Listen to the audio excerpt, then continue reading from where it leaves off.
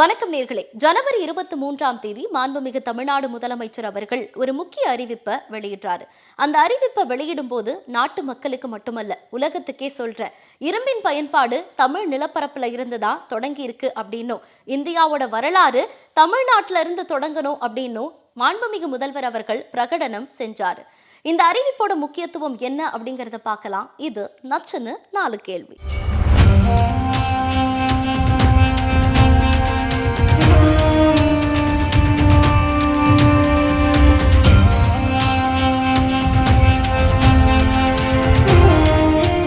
தமிழ்நாட்டின் வரலாறு என்பது மகத்தான கலாச்சாரம் பண்பாட்டை கொண்டது என்பதை தாண்டி தொன்மை வாய்ந்ததும் கூட. அப்படி தமிழக வரலாற்றை முழுமையாக அறிந்து கொள்ள வேண்டுமென்றால் தமிழகத்துடைய தொன்மை வாய்ந்த பகுதிகளை அகழாய்வு செய்து அதன் மூலம் கிடைக்கும் தொல்லியல் சான்றுகளின் அடிப்படையில் அறிந்து கொள்ளலாம். தமிழர்களின் வரலாற்று பெருமையை உலகறிய செய்ததில் அகழாய்வுகளுக்கு பெரும் பங்கு உண்டு. தமிழ்நாட்டில் மேற்கொள்ளப்பட்ட பல்வேறு அகழாய்வுகள் மூலமாக 2500 ஆண்டுகளுக்கு முன்பாகவே நாகரீக சமுதாயத்தை கொண்டிருந்தோம் என்பது நமக்கு புலப்பட்டது. இன்று வரை பல சுவாரஸ்யங்கள் அகழாய்வின் மூலம் தென்பட்டுக் கொண்டேதான் இருக்கிறது. அகழாய்வு என்றவுடன் நம் நினைவுக்கு வருவது சிவகங்கை மாவட்டம் கீழடி, விருதுநகர் மாவட்டம் வெம்பக்கோட்டை, திருவண்ணாமலை மாவட்டம் கீழ்நமண்டி, புதுக்கோட்டை மாவட்டம் பொற்பனைக்கோட்டை, தென்காசி மாவட்டம் திருமலாபுரம், திருப்பூர் மாவட்டம் கொங்கல் நகரம், கடலூர் மாவட்டம் மருங்கூர், விருதுநகர் மாவட்டம் விஜய கரிசல் குளம் போன்ற இடங்கள்தான். இப்படி பல்வேறு இடங்களில் மேற்கொள்ளப்பட்ட அகழாய்வுகள் மூலம் அறிவியல் பூர்வமாக நிறுவக்கூடிய சான்றுகள் பல கிடைத்தது. அதன் தொடர்ச்சியாகத்தான் கடந்த 23ஆம் தேதி மாண்புமிகு தமிழ்நாடு முதலமைச்சர் மு.க.ஸ்டாலின் அவர்கள் அண்ணா நூற்றாண்டு நூலகத்தில் தொல்லியல் துறை சார்பில் நடைபெற்ற விழாவில் அருங்காட்சியகங்களுக்கு அடிக்கல் நாட்டி இரும்பின் தொன்மை என்னும் ஆய்வு நூலினை வெளியிட்டு முக்கிய அறிவிப்பையும் வெளியிட்டார். அதாவது 5300 ஆண்டுகளுக்கு முன்பே தமிழ் நிலப்பரப்பிலிருந்துதான் இரும்பின் காலம் தொடங்கியது என்ற வரலாற்று ஆய்வை உலகிற்கு பிரகடனம் செய்தார் மாண்புமிகு முதலமைச்சர். தமிழ் நிலப்பரப்பிலிருந்துதான் இரும்பின் காலம் தொடங்குச்சு. இந்திய நாட்டுக்கு மட்டுமல்ல, உலகுக்கே மறுபடியும் சொல்றேன், தமிழ் நிலப்பரப்பிலிருந்து தான் இரும்பின் காலம் தொடங்குச்சு என்ற மாபெரும் மானுடவியல் ஆய்வு பிரகடனத்தை இந்த நிகழ்ச்சியின் வாயிலாக அறிவிக்கிறேன். கிமு 3345லேயே தென்னிந்தியாவில் இரும்பு அறிமுகமாயிடுச்சுன்னு தெரிய வருது. அதற்கான ஆய்வு முடிவுகள் இதோ. தொடர்ந்து இவ்விழாவில் உரையாற்றிய அவர், கல் தோன்றி மண் தோன்றா காலத்தே வாளோடு முன் தோன்றிய மூத்த குடி நமது தமிழ்குடி என்ற பெருமை பொங்க நான் சொன்னபோது வெற்று பெருமை பேசுகிறார்கள் என்று சிலர் விமர்சித்தார்கள். அதற்கு காரணம் தமிழ் சமுதாயத்தில் வந்து புகுந்த இழிவுகளும் அதனால் ஏற்பட்ட தேக்க நிலையும் தான் என தமது உரையை தொடங்கிய முதலமைச்சர் அவர்கள் தமிழர்களின் தொன்மையை சொல்லும் மானுடவியல் ஆய்வு பிரகடனத்தையும் அறிவித்தார். தொடர்ந்து தமிழ்நிலம், தமிழ்நாடு குறித்து நாம் இதுவரை சொல்லி வந்ததெல்லாம் இலக்கிய புனைவுகள் அல்ல, அரசியலுக்காக சொன்னவை அல்ல, எல்லாம் வரலாற்று ஆதாரங்கள், உலக அறிஞர்களால் ஏற்றுக்கொள்ளப்பட்டவை என்று நிரூபிக்க வேண்டிய கடமை நம்முடைய திராவிட மாடல் அரசு ஏற்றுக்கொண்டுள்ளது என்று பெருமை கொண்டு இந்தியாவின் வரலாறு தமிழ் நிலப்பரப்பிலிருந்துதான் எழுதப்படும் என்றும் கூறினார். கிருஷ்ணகிரி மாவட்டம் மயிலாடுதுறை அகழ்வாய்வு மூலம் தமிழ்நாடு சட்டமன்றத்தில் நான் உலகுக்கு ஏற்கனவே அறிவிச்சிருக்கிறேன். இத்தகைய அகழ்வாய்வு முடிவுகள் தமிழ்நாட்டு வரலாற்றுக்கு மட்டும் இல்லாம இந்திய துணைக்கண்ட வரலாற்றுக்கு முக்கிய திருப்புமுனையாக திகழ்ந்து வருது. இரும்பை பயன்படுத்தும் கலை மனித வரலாற்றின் மிக முக்கியமான தொழில்நுட்ப கண்டுபிடிப்புகளில் ஒன்று. இந்த இரும்பு பயன்பாடு தன்னிறைவு பெற்ற வேளாண்மை பொருளாதாரத்தை மிகை உற்பத்தி பொருளாதாரமாக மாற்றியது என்பதே உண்மை. இதன் விளைவாகத்தான் மக்கள் தொகை பெருக்கம் ஏற்பட்டு பல குடிவழி சமூகமும் உருவாச்சு. பல்வேறு அடிப்படை மாற்றங்களும் சமூகத்தில் ஏற்பட காரணமாக அமைந்தது. இரும்பு தொழில்நுட்பம் பண்டைய மக்களின் சமூக பொருளாதார வளர்ச்சியை விரைவாக ஊக்குவித்தது என்றே கூறலாம். ஒரு குறிப்பிட்ட பகுதியில் ஏற்பட்ட இரும்பின் அறிமுகம் மனிதகுல வளர்ச்சியில் முக்கியமான காரணி. இதன் காரணமாகத்தான் இந்தியாவில் இரும்பின் அறிமுகம் பற்றிய கல்விசார் விவாதம் நீண்ட காலமாக நடைபெற்று வருது. இரும்பு தாதுவிலிருந்து இரும்பை பிரித்தெடுக்கும் தொழில்நுட்ப கண்டுபிடிப்பு என்பது மனிதகுல வரலாற்றில் மிகவும் முக்கியமானது. செம்பு மற்றும் வெண்கல கருவிகளுக்கு மாற்றாக இரும்பு கருவிகள் மலிவானவையாகவும் நீடித்த தன்மை கொண்டவையாகவும் அதிக திறன் கொண்டவையாகவும் கருதப்படுது. இந்த காரணங்களால் தான் இரும்பின் பயன்பாடு வேளாண் உற்பத்தியை விரைவுபடுத்தி சமூக பொருளாதார வளர்ச்சிக்கு காரணமா அமைஞ்சது.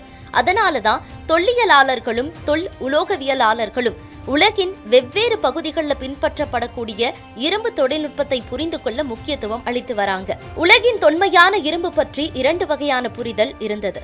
ஒன்று விண்கல் இரும்பினாலான தொல்பொருட்கள், இரண்டாவது இரும்பு தாதை உருக்கி செய்யப்பட்ட பொருட்கள். இரண்டாவது வகை இரும்பு தொழில்நுட்பமே உலகில் இரும்பு தொழில்நுட்பத்தை அறிமுகம் செய்ததாக கருதப்படுது. ஏன்னா இந்த தொழில்நுட்பமே அதிக அளவிலான இரும்பு உற்பத்திக்கு காரணமாகவும் இருந்திருக்கு.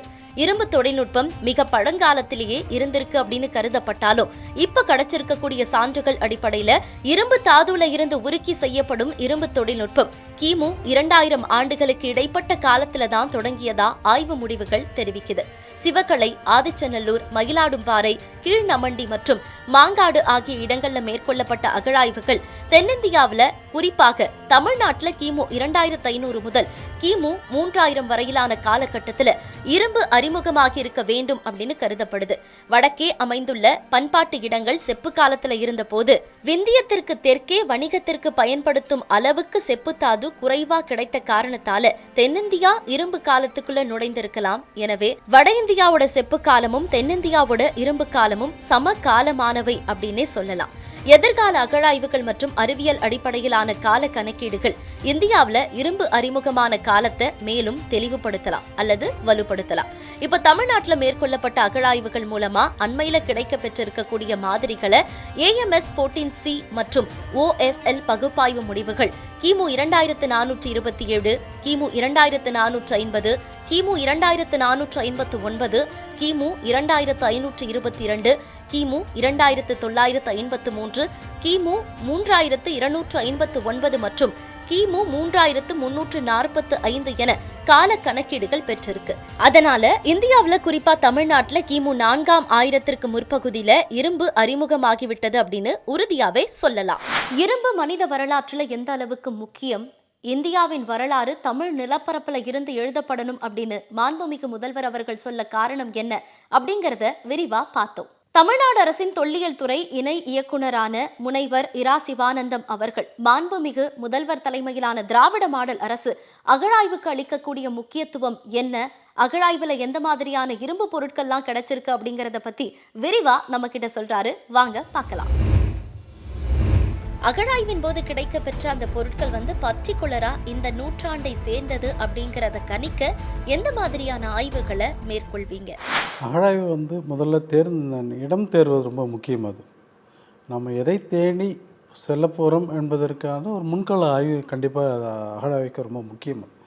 அந்த முன்கால ஆய்வில் நமக்கு கிடைக்கின்ற அந்த தொல்பொருட்களின் அடிப்படையில் தான் அதனுடைய இடத்தை தேடி நம்ம தேர்வு செய்கிறது.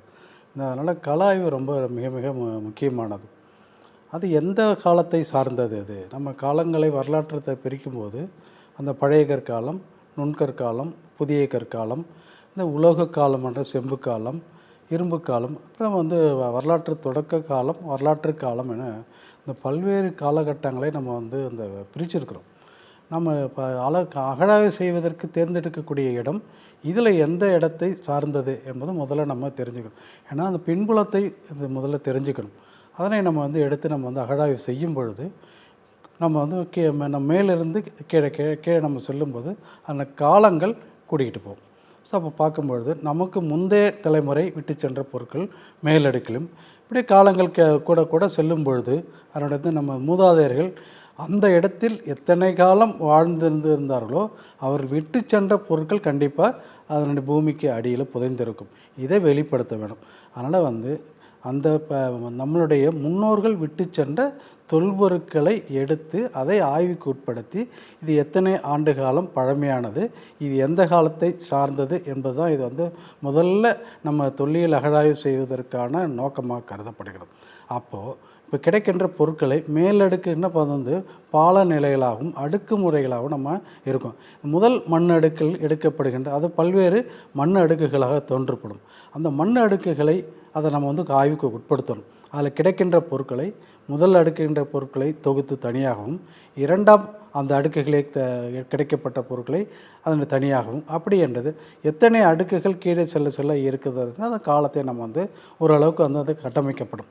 அதில் முதல் அடுக்கில் கிடைக்கப்பட்ட தொகுக்கப்பட்ட அனைத்து பொருட்களையும் அதை வரிசைப்படுத்தி அதில் கிடைக்கின்ற கரிமங்கள் எதை கிடைக்கும்னு அதை வந்து கால பகுப்பாய்க்கு உட்படுத்த வேண்டும். அந்த கால பகுப்பாய்க்கு உட்படுத்தப்படும் பொழுது அதனுடைய காலத்தை நாம் தெரிந்த பிற்பாடு அதனுடைய அசோசியேட்டர்னு சொல்லப்படுகின்ற அது இணைந்து கிடைக்கப்பட்ட தொல்பொருட்களை அதனுடைய காலம் என்று வகுக்கலாம். அதனை அடுத்து பாலமணிகளில் கிடைக்கின்ற பொருட்களையும் இது போன்று நம்ம விடணும். அதனால் எடுத்துக்க எவ்வளோ காலங்கள் செல்லுகிறதோ பூமிக்கு அடியில் செல்லுதோ அதனை வைத்து இத்தனை ஆண்டுகள் இந்த இடத்திலே மக்கள் வாழ்ந்திருக்கிறார்கள், அது எத்தகைய பண்பாட்டை கொண்டிருந்தது, எத்தகைய சமுதாய சூழ்நிலை வாழ்ந்திருக்கார்கள் என்பதை இது விரிவாக எடுத்துறதுக்கு பார்ப்போம்.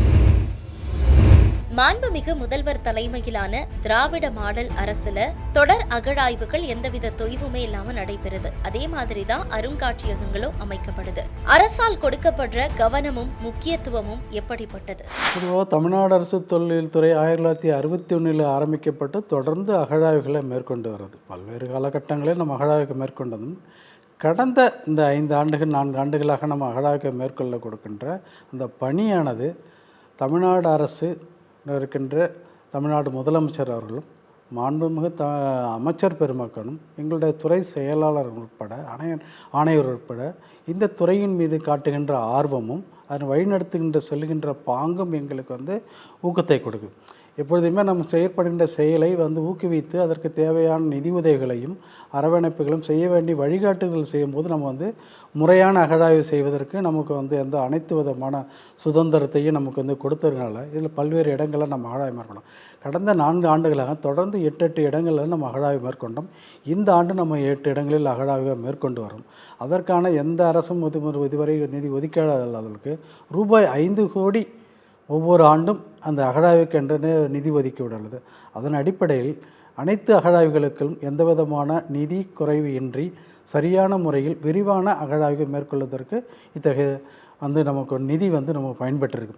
அதுபோல் நம்ம அகழாய்வு எடுக்கப்பட்ட தொல்பொருட்களை ஆய்வுக்கு மட்டுமே பயன்படுத்தி அதை வந்து சிறு இடங்களிலே வந்துட்டு காட்சிப்படுத்துவதை விட பொதுமக்கள் அனைவரும் பார்க்க வேண்டும். ஆய்வாளர்கள், உலகத்தில் இருக்கிற ஆய்வாளர்களும் தேசிய அளவில் உள்ள ஆய்வாளர்களும் வந்து அந்த ஆய்வுப் பொருட்களை பார்த்து அதனுடைய தன்மையை அறிந்து ஆய்வுக்கு உட்படுத்துவதற்கு கண்டிப்பாக அவற்றினை காட்சிப்படுத்த வேண்டும். அந்த காட்சிப்படுத்துவது வந்து எளிதாக காட்சிப்படுத்தாமல் ஒரு முழு வடிவில் அந்த எத்தகைய பயன்பாட்டில் இருந்தது, எப்படி அது பின்புலமாக இருந்ததற்கென முழுவதுமான அந்த தொகுப்போடு இணைத்து அதை வந்து காட்சிப்படுத்த வேண்டும். அண்மையிலே 2024 மார்ச் மாதம் அந்த 5ஆம் தேதி மாண்புமிகு தமிழ்நாடு முதலமைச்சர்கள் கீழடியில் நேரடியாக வந்து அந்த அருங்காட்சியகத்தை தொடர்ந்து வைத்தார்கள். இன்று வரைக்கும் அந்த ஏறத்தாழ 6 லட்சம் மக்கள் வந்து அந்த அருங்காட்சியகத்தை கண்டுகளித்தார்கள். அது வந்து நமக்கு வந்து தமிழ் பண்பாட்டினுடைய மீதான அந்த ஆர்வத்தையும் மக்களிடையே இருந்த இந்த தொல்லியல் மீதான விழிப்புணர்வையும் நமக்கு கண்டிப்பாக எடுத்திருக்கும். இது போன்ற பல்வேறு அருங்காட்சியகங்கள் தமிழ்நாடு அரசு தொல்லியல் துறை முன்னெடுப்பின் பல்வேறு இடங்களில் அகழாய்வுகளை மேற்கொண்ட இடங்களிலே அருங்காட்சியகங்கள் அமைக்கின்ற பணியை மேற்கொண்டு வருகிறது. அடுத்ததாக பொருணையிலே வந்து அகழாய்வு அருங்காட்சியக பணிகள் நடைபெற்று வருகிறது. உலகின் மூத்த குடி தமிழ் குடி என்பதை மெய்ப்பிக்கும் வண்ணம் 5300 ஆண்டுகளுக்கு முன்னாடி இரும்பின் பயன்பாடு அப்படிங்கிறது இருந்திருக்கு. இதை அறிந்த அந்த உணர்வு உங்களுக்கு எப்படி இருந்தது? என்னென்ன பொருட்கள் எல்லாம் கிடைக்க பெற்றிருக்கு? எப்பவுமே வந்து நம்ம வந்து எந்த செயலும் செய்யும்போது நமக்கு வந்து இருவேறு கருத்துக்கள் கண்டிப்பாக இருக்கும். நம்ம வந்து கருத்துக்களை வந்து எதிர்நோக்கிறது நம்மளுடைய கடமை. அது அதனால் அகழாய்வுகள் ஏன் செய்யணும் அப்படின்ற நம்ம வந்து சாதாரணமாக ஒரு பொருளை நம்ம வீட்டில் இருக்கின்ற தன்னோட தந்தையோ பாட்டனாரோ மூதாதையரோ விட்டு சென்ற பொருளை எவ்வளோ வந்து நம்ம பாதுகாத்து வீட்டில் ஒரு சின்ன பொருளை பாதுகாப்புறோம். ஸோ இப்போ நம்மளுடைய தமிழ் சமுதாயம் விட்டு சென்ற பொருளை நம்ம காக்க வேண்டியது நம்ம ஒவ்வொருடைய தலையாய கடமை. நம்ம சாதாரணமாக நினச்சக்கூடாது. நம்ம வந்து பழமையை பற்றி பேசுகிறோம்னு இல்லை. பழமை என்பது வந்து நம்மளுக்கு எப்படி வீட்டிற்கு வந்து நம்ம முன்னோர்கள் நம்மளுடைய மூதாதையர்கள் எப்படி இருந்தார்கள் அப்படின்னு நம்ம பார்க்குறோம். அப்போ வந்து நம்ம வீட்டினுடைய தொன்மை நமக்கு தெரியுது. அப்போ வந்து ஒரு ஊரினுடைய தொன்மையை நாம் தெரிஞ்சுக்கணும்னு விருப்பப்படுறேன். என்னுடைய பகுதி நாட்டினுடைய மாநிலத்தினுடைய தொன்மையை நான் தெரிஞ்சுக்கணும்னு விருப்பப்படுறேன். அப்போ இந்தியாவினுடைய தொன்மையை தெரிஞ்சு இப்போ வந்து பரந்துபட்ட அகழாய்வுகள் செய்யப்படும் பொழுது தான் வெவ்வேறு இடங்களில் இருக்கின்ற அந்த பண்பாட்டுகள் அடிப்படையில் மக்கள் எத்தகைய சூழ்நிலைகள் வாழ்ந்திருக்காங்க அப்படின்னு தெரிஞ்சுப்போம். எப்பொழுதுமே நாம் வந்து நம்மளுடைய பின்னால் இருக்கின்ற நம்மளுடைய சந்ததிகளை பற்றி நம்ம மூதாதையர்களை பற்றி தெரிந்து கொள்ள வேண்டும். அப்போ தான் வந்து நாம் வந்து எவ்வளோ தூரம் நம்ம செல்ல வேண்டும் என்பதற்கு வந்து நம்ம அது ரொம்ப முக்கியமாக இருக்கிறோம். நம்ம ஒரு ஈட்டி எரிய வேண்டும் என்றால் எவ்வளோ தூரம் நாம் பின்னோக்கி கையை உயர்த்தி இழுத்து சென்ற பிற்பாடு தான் முன்னோக்கி நம்ம செல்ல முடியும். அதுபோன்று நம்மளுடைய முன்னோர்களை பற்றிய அறிவுகளையும் அவர்கள் எப்படி பின்பற்றிலாம் தெரிந்ததால் நம்ம எதிர்காலத்தில் நாம் செய்யக்கூடிய இந்த ஆய்வுகளும் அதனுடைய எடுத்து செல்கின்ற வழியும் வந்து சரியான திசையிலே நமக்கு செல்லக்கூடியதாக அமையும். அது இதற்கு முந்தைய வரைக்கும் கிபு என்று நம்ம வந்து வரையறுக்கிறோம். அது முன்னாடி வந்து கிறிஸ்து பிறப்பதற்கு முன், கிறிஸ்து பிறப்பதற்கு பின் இருந்தது. ஆனால் அண்மை காலமாக கீழடி அகழாய்வுக்கு முன் அகழாய்வுக்கு பின் என்று அந்த சொல்லுக்கே ஒரு பொருள் தர்ற மாதிரி நம்ம அந்த கீழடி அகழாய்வினுடைய தாக்கம் வந்து அனைத்து மட்டங்களிலும் ஏற்படுது. பொதுமக்கள், அறிஞர் பெருமக்கள், அரசுகள் போன்ற இருக்குது. இவை பன்னாட்டு தளங்களில் நாம் செய்யப்பட்ட அகழாய்வுகளை அறிக்கைகளாகவும் அது பற்றிய செய்திகளை அனுப்பும் பொழுது நம்ம வெளிநாட்டு அறிஞர் பெருமக்களும் தேசிய அளவில் இருக்கின்ற தொழில்சார் அலுவலர்கள் அறிஞர் பெருமக்களும் நம்மளுடைய செயல்பாட்டினை வந்து பாராட்டுறாங்க. ரொம்ப அருமையாக இருக்குது அப்படின்ற மரண் பொறுக்குது. அவர்கள் கொடுக்கின்ற ஊக்கங்களும் பாராட்டுகளும் தமிழக அரசு கொடுக்கின்ற அந்த உறுதுணையும் நமக்கு வந்து பல்வேறு காலங்களுக்கு இன்னும் தொடர்ந்து செய்து இந்த அகழாய்வு மூலம் படைக்கப்பட்ட தொகுப்பை விரித்து பார்க்கும்பொழுது தான் நமக்கு வந்து உண்மையான அந்த முழுவதுமான தமிழ் சமுதாயத்தின் பரிணாம வளர்ச்சியை வந்து தெரிஞ்சுக்க முடியும். தமிழ்நாடு அரசு வந்து அகழாய்வுகளை தொடர்ந்த போது பல்வேறு விமர்சனங்கள் எழுந்தது. எதுக்காக இப்போ அகழாய்வுகள், ஏன் எல்லா இடங்களையும் தோண்டணும் அப்படிலாம் வந்து சொன்னாங்க. அகழாய்வுகள் மூலமா நம்மளுடைய தொன்மைகளை தெரிந்து கொள்வதால ஏற்படக்கூடிய நன்மைகள் அப்படிங்கிறது என்ன? இப்போ ரொம்ப வந்து நம்ம அந்த அகழாய்வுக்கு முடியும் எது செய்யும்போது நமக்கு ஒரு ஆர்வம். அது வந்து இப்போ அடுத்த ஒரு டிக்கு தோண்டுதல் ஒரு முதல் நம்ம வந்து அகழாய்வை வந்து எப்பொழுதும் போல் நம்ம வந்து இந்த மண்ணை தோண்டுவது போல் சாதாரணமாக மண்ணை தோண்ட முடியாது. ஒரு கூர்மையான ஒரு நோக்கோடு அடுத்த கட்டத்தை ஒரு எடுத்து செல்லும்பொழுது ஒரு 3 சென்டிமீட்டர் அளவுக்கு தான் நம்ம வந்து ஒரு பொறுமையாக தொல்லியல் நெறிமுறைகளின்படியும் ஆய்வுகள் அடிப்படையில் தான் நம்ம செய்ய முடியும். 3 சென்டிமீட்டர் 4 சென்டிமீட்டர் தான் ஒரு டிக் போடணும். அதில் கிடைக்கின்ற பொருட்கள் என்ன பொருட்கள் கிடைக்கும், எந்த காலகட்டத்தை சார்ந்தது, கீழே செல்ல செல்ல என்ன பொருட்கள் கிடைக்கும் அப்படின்ற ஒரு ஆர்வம் ஏற்படும். ஒரு கட்டத்தில் செல்லும் பொழுதே நமக்கு வந்து அந்த நிலப்பரப்பில் ஒரு பகுதியில் ஒரு அகழாய்வை செய்யும் பொழுது ஒரு குழியை தோண்டி முழுவதுமாக அந்த வெர்ஜின் சாயலில் சொல்லப்போனால் இயற்கை மண் கிடைக்கின்ற வரைக்கும் அகழாய்வு செய்யும்போது இந்த பொருட்கள் கிடைக்கும். உடனே அடுத்த பகுதியில் அதே இடங்களில் வேறொரு குழியை தோண்டும் பொழுது இந்த பால அடுக்குகள் என்ன கிடைத்ததோ அதே போன்ற தொல்பொருட்கள் கிடைக்கும் என்ற ஒரு ஆர்வம் நமக்கு தொற்றிக்கொள்ளும். அது வந்து இயற்கையாகவே வந்து ஆய்வாளர்கள் எங்களுக்கு கண்டிப்பாக இந்த பாலை அடுக்குகளில் இந்த மண் அடுக்குகள் இது கிடைக்கப்பட்டது, கண்டிப்பாக இது கிடைக்கும். அதை செய்கின்ற சாதாரண அந்த மக்கள்னு நாங்கள் சொல்லுவோம், இது கிடைக்குமா, இது கல்மணி, அது இந்த தோண்டும் போது இதை கிடைக்கும், அது இது போன்ற இரும்புகள் கிடைக்கும், இந்த வகையில் இருக்கும், அதை பார்த்து நீங்கள் செய்யுங்கன்னு சொல்லும்போது அவர்களாகவே உள்ளார்ந்து என்ன பண்ணாங்க, ரொம்ப மகிழ்ச்சியோடு சார் இதுக்கு அது கிடைச்சிடுச்சு, இந்த இடத்துல நீங்கள் சொன்ன மாதிரி கிடைச்சிடுச்சுன்னு சொல்ல அவங்களுக்கே ரொம்ப மிக பெருமையாக இருக்கும். சார் ஒரு காயின் கிடைச்சிடுச்சு அப்படின்னு நமக்கு அந்த என்ன பண்ணுவாங்க, நம்ம சொல்லுகின்ற நம்ம இந்த டெக்னிக்கல் டைம்லேயே வந்து அவங்க வந்து நமக்கு வந்து சொல்லுவாங்க, சார் ஒரு ஹாப்ஸ்காட்ச் கிடைச்சிடுது. அந்த விளையாட்டு இல்லை, சாதாரணமாக தமிழில் சொல்லும்போது விளையாட்டு சொல்லணும், டெக்னிக்கல் டைம்லாம் சொல்லும்போது நம்ம வந்து பேசிக்கும்போது ஒரு ஹாப்ஸ்காட்ச் கிடைச்சோம்னா படிப்பறிவு இல்லாத அந்த மக்கள், ரொம்ப எளிமையான மக்கள் பார்த்தோன்னே சார் எங்ககிட்ட ஒரு ஹாப்ஸ்காட்ச் கிடைச்சின்னு சொல்லிட்டு சொல்லுவாங்க. நாம் இல்லாத நேரங்களில் கூட வந்து பொதுமக்களோ வேறு யார் வந்தாலும் இதை கிடைத்ததை பற்றி ரொம்ப பெருமிதமாக சொல்லக்கூடிய வாய்ப்புகள் இருக்குது நமக்கு. அதனால் வந்து இப்போ தொல்பொருட்களை நம்ம வந்து கிடைக்கின்ற வாய்ப்புகள் வந்து இது வந்து சந்தோஷமாக இருக்கும்.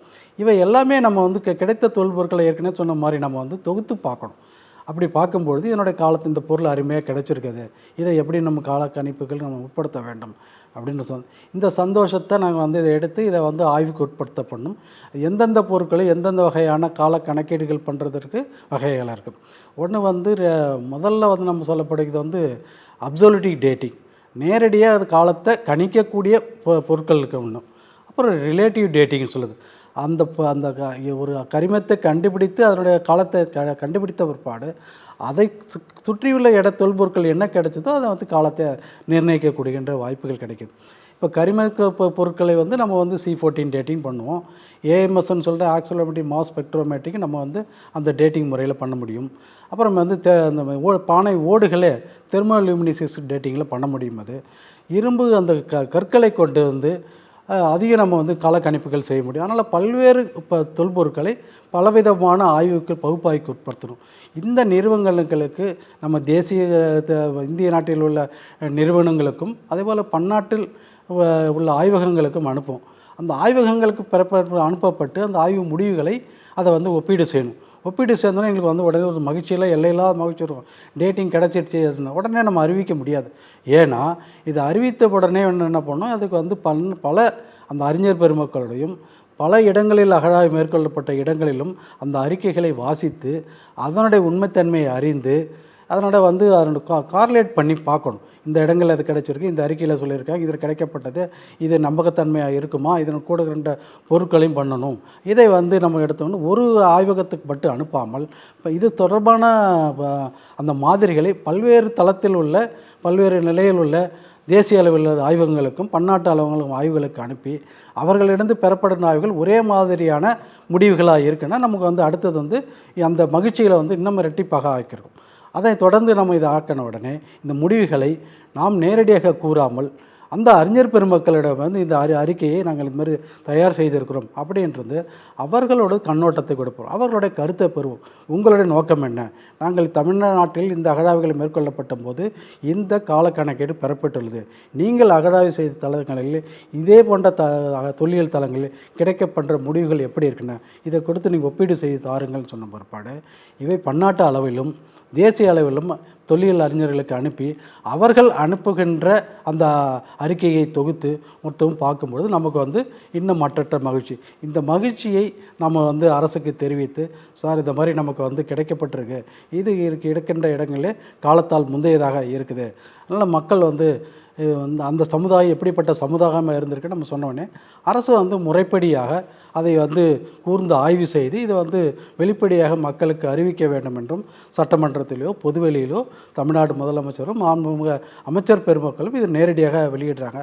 அதனால் சந்தோஷங்களுக்கு முதனே சந்தோஷத்தை எங்களுக்குள்ளேயே அந்த சந்தோஷத்தில் அடக்கி அதை முழுவதுமாக ஆய்வுக்கு உட்படுத்தி கூர்ந்தாய்வு செய்து முழுவதுமாக திருப்தி அடைந்து அனைத்து அறிஞர் பெருமக்களும் கருத்தை பெற்ற பின்னரே நாங்கள் வந்து இது வந்து அரசால் வந்து அறிவிக்கப்படுகிறது. இரும்பு வந்து நம்ம பொருளாக தான் கிடச்சிருக்கு. உளியாவோ கோடரியாவோ வாளாவோ குறுவாளாவோ கத்தியாவோ கிடைச்சிருக்கு. அந்த தாழிக்குள்ளே இருந்த அந்த கரிமத்தை எடுத்து காலக்கணக்கிடும், அந்த நெல்லையும் உமியையும் எடுத்து காலக்கணக்கிடும். அந்த தாழியை காலக்கணக்கீடு பண்ணதுனால கண்டிப்பாக அந்த உள்ளே இருக்கின்ற பொருளும் அந்த இரும்பும் அதனுடைய சமகால கட்டத்தை சார்ந்ததுன்னு கண்டிப்பாக இருவேறு கருத்துக்கள் கிடையாது. ஸோ இப்போ இது அடிப்படை இந்த இரும்பு நமக்கு கிடச்சிருக்கு. இப்போ சாதாரணமாக தங்கத்தையோ வெள்ளியோ செம்புவோ உருக்கிறதுக்கு அதிகபட்சமாக நம்ம வந்து 800 டிகிரிக்கு மேலே நமக்கு வந்து 800 டிகிரி ஆகும். ஆனால் இரும்பை உருக்குவதற்கு அறிஞர் பெருமக்கள் சொல்லுதுன்னா ஏறத்தாழ 1500 டிகிரி வெப்பநிலை வேண்டும். இதே சமகால கட்டங்களில் நம்ம இப்போ 5300 ஆண்டுகள்னு சொல்லியிருக்கோம். இந்த 5300 ஆண்டுகளுக்கு முன்னாடியே இதை வந்து வட இந்தியாவோட ஒப்பிடும் பொழுது அந்த வட இந்திய காலகட்டங்கள் எங்கே இருக்குன்னா சிந்து சமவெளி நாகரிகத்தோடு ஒட்டி இருக்குது. அந்த காலம் அந்த சிந்து சமவெளியில் வாழ்ந்த மக்கள் அவங்க வந்து அந்த வெண்கல காலத்தையும் செம்பு காலத்தையும் சார்ந்தவர்களாக இருக்காங்க. அவங்க பயன்படுத்தப்பட்ட பொருட்கள் என்ன அங்கே பொருட்கள் கிடைக்குதோ உலோகங்கள் கிடைக்குதோ அதை வைத்தனம். அங்கே பயன்படுத்த செம்பு காலம் இருக்கும்பொழுது சமகால கட்டங்களில் இந்த தமிழ் நிலப்பரப்பில் அங்கே வந்து இரும்பு வந்து பயன்பாடு வந்து போயிடுச்சு அப்படின்னு நமக்கு தெரியுது. தென்னிந்திய பகுதியில் கிடைக்கின்ற இரும்புகள் அதிகபட்சமாக நம்மளுடைய கார்பன் வந்து அதை கார்பனைசேஷனுக்கு வந்து கூடுதலாக ஏற்ற வேண்டி அதனை வந்து உறுதிப்படுத்துவதாக கார்பன் சேர்க்கின்ற வழக்கம் இருக்குது. இத்தகைய தொழில்நுட்பத்தை ஏறத்தாழ 5300 ஆண்டுகளுக்கு முன்னர் அவர் எந்த வகையான கார்பனை செய்தார்கள், அதை உருக்குவதற்கு எத்தகைய தொழில்நுட்பத்தை பயன்படுத்தின கிடைக்கின்ற இடங்களிலே நம்ம வந்து உலகில்னா நான் தமிழ்நாட்டில் பல்வேறு இடங்களில் அந்த இரும்பு சார்ந்த இடங்களில் இரும்பு மட்டும் கிடையாது, இரும்பு அதனுடைய தாது கிடைக்குது, இரும்புனுடைய தேவையற்ற பாகமான கசடு கிடைக்குது, இரும்பு கருவிகள் கிடைக்குது, இரும்பு உலையும் நமக்கு கிடைக்குது. இதை வைத்து கொண்டு தான் இங்கே தமிழ்நாட்டில் அந்த இரும்பு உருக்கின்ற தொழில்நுட்பம் இருந்தது என்று நம்ம வந்து சான்றுகளோடு நம்ம நிரூபிக்கிறோம். இவை தான் நமக்கு வந்து ரொம்ப மிகப்பெரிய ஒரு நம்ம இன்றைக்கு இருக்கின்ற 5300 இருக்கின்ற தமிழ் சமூகம் எத்தகையான தொழில்நுட்பத்தை பண்ணுற வியந்து பார்க்கின்ற ஒரு அமைப்பார். இது இங்கிருந்து தான் நம்ம வந்து பல இடங்களுக்கும் இந்த தொழில்நுட்பம் வந்து பரவி இருக்க வேண்டும் என்று பல்வேறு அறிஞர் பெருமக்கள் இதை பற்றி கூறுகிறார்கள். தமிழ்நாடு தமிழர்களுடைய கலாச்சாரம் பண்பாட்டை உலகறிய செய்வதில் மாண்புமிகு முதல்வர் தலைமையிலான திராவிட மாடல் அரசு பல்வேறு முன்னெடுப்புகளை எடுத்துட்டு வருது. அந்த வகையில இந்த அகழ்வாராய்ச்சியும் அதில் ஒன்று என்பதுதான் நிதர்சனமான உண்மை. இதேபோல் மீண்டும் ஒரு நிகழ்ச்சியில் உங்களை சந்திக்கும் வரை உங்களிடமிருந்து விடைபெறுவது நான் உமேரா.